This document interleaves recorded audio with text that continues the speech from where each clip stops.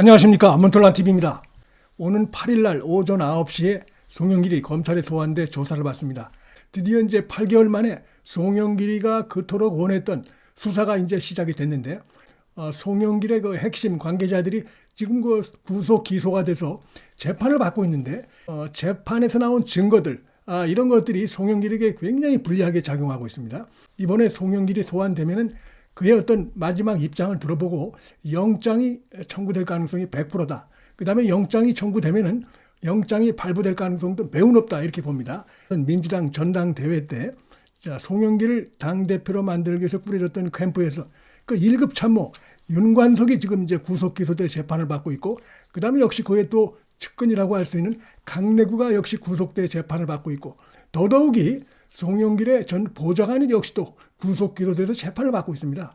그 다음에 이제 이정근 사무부총장 역시 구속 기소돼서 재판이 받고 있는데 재판이 진행 중에 있는데, 지금 중요한 것은 그들이 모두 지금 뭐 검찰의 그 기소 내용과는 약간씩은 차이가 있지만 미묘한 부분에서 자신에게 유리한 얘기들을 하고 있지만, 전체적으로 2021년도 민주당 전당대회 때 돈봉투가 만들어지고 그래서 뿌려졌다. 이 부분에 대해서는 지금 뭐 윤관석도 그렇고 강내구도 그렇고 이정근도 그렇고 박영수도 그렇고 그 자체는 다 지금 시인을 하고 있다는 것입니다.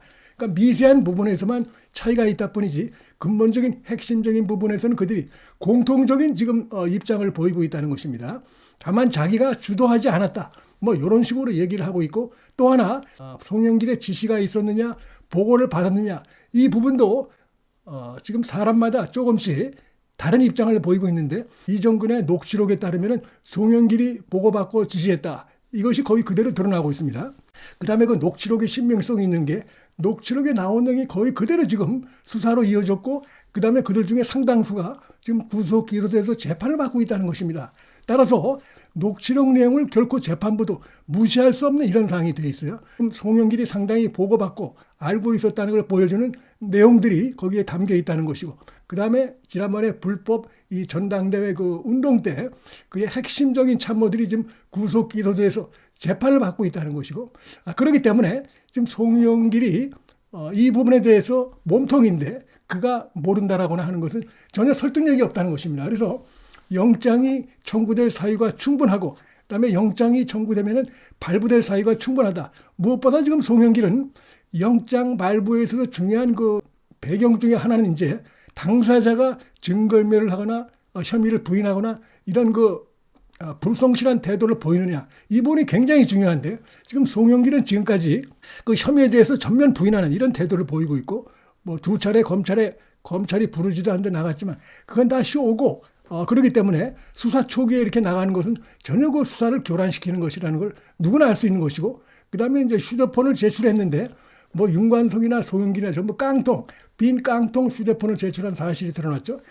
그런 상황에서 지금 재판에서는 그의 그 핵심 측근들이 다 지금 사실상 그 당시에 했던 상황을 다가 실토하고 있고 자신의 잘못을 실토하고 있는 이런 상황이기 때문에 요거는 뭐 그대로 영장 청구 사유가 충분한 것이고, 그다음에 영장이 발부될 사유가 충분하다, 이렇게 볼 수가 있겠습니다. 이런 상황에서 본인이 또 혐의를 부인하고 밖에서 국민들 상대로, 여론을 상대로 해서 이 지금 검찰 수사를 비난하고, 더군다나 한동훈 장관, 법무장관이 뭐 수사하는 것도 아닌데 한동훈 장관을 비난하는 이런 거 아주 정치적인 매우 속이 뻔히 보이는 이런 행태, 이 부분까지도 충분히 그 감안될 수 있는 사유라고 생각이 되고, 또 하나는 지금 그의 그 외곽 후원 조직인 먹사인이라고 하는 이곳에서 들어온 돈이 바로 불법적으로 이 송영길의 그 지난번에 전당대회 캠프에 1억 원 넘게 들어간 사실이 드러났고, 그걸 그의 보좌관이 먹사인의 회계 장부를 조작하다가 PC를 조작하다가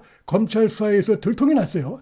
그 부분도 지금 이제 박용수 전 보좌관이 그 부분도 혐의로 해서 지금은 재판을 받고 있는 이런 상황이 되어 있습니다. 그런데 특히 여기 보면은 바로 그 송영길의 또 다른 어떤 그 정치자금법 위반, 이 혐의도 추가가 될 수 있는 사안이 되겠죠.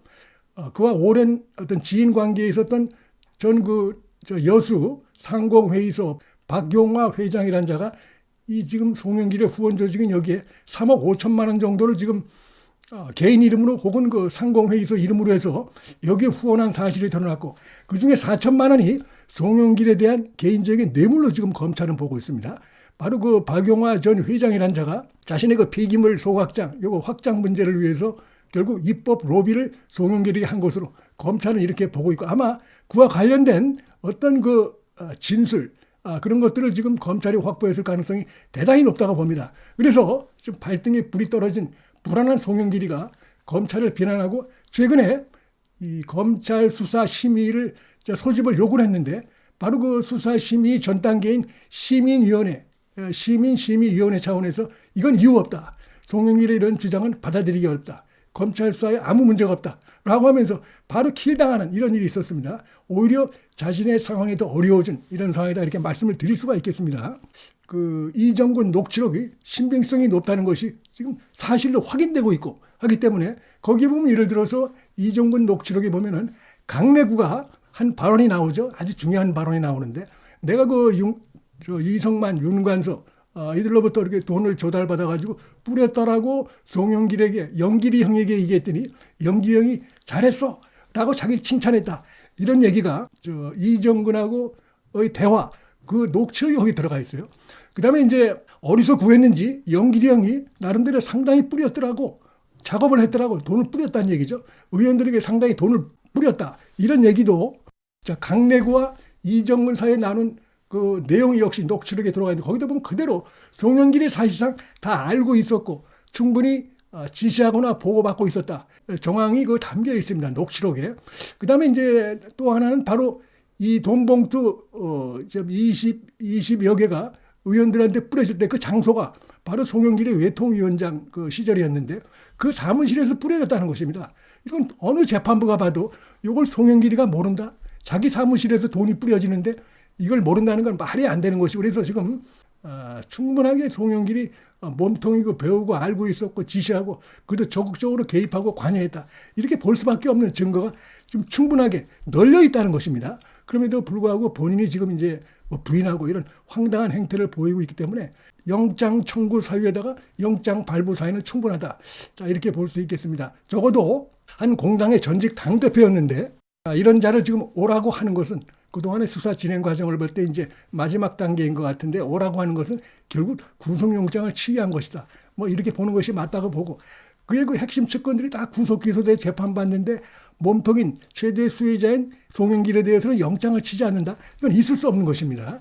검찰이 그 존재 자체를 스스로 갉아먹는 것이기 때문에 그건 뭐 상상할 수 없는 것이라고 보고, 다만 이제 여기서 추가로 플러스 알파 이런 것이 있을 가능성이 있다고 봅니다. 송영길을 좀 더 확실하게 옥죄할 수 있는 뭐 지금 나온 증거로도 저는 충분하다고 보는데, 그 외에도 예를 들면 지금 구속 기소돼 재판받고 있는 그들 가운데서 누군가가 검찰에 일종의 그 딜을 했을 가능성도 있다고 봅니다. 변호인 통해서. 그래서 지금 그동안 알려지지 않았던 송영길이 보고받고 지시했을 그 내용과 관련해서 검찰에 제보했을 가능성도 충분히 있다고 보고, 그렇기 때문에 지금 검찰이 이제 송영길을 불렀다, 이렇게 보는 것이 맞다고 생각이 됩니다. 그리고 하여튼 이제 지금 돈봉투 연루된 자들이 한 20여 명 되는 것이 법정에서까지 이름이 좀 드러났어요. 그들에 대해서 검찰이 지금 순차적으로 부르겠다, 송영길 부르고 그 다음에 돈봉투 수수자들을 순차적으로 부르겠다, 이렇게 지금 밝힌 걸로 되어 있습니다. 그래서 민주당이 지금 전현직 당대표가 수사받고 재판받는 이 상황에다가 지금 한 20여 명이 어쨌든 간에 무더기로 검찰에 나가서 수사를 받아야 되고, 그들 중에 상당 부분은 이제 이름이 다 드러나 있죠.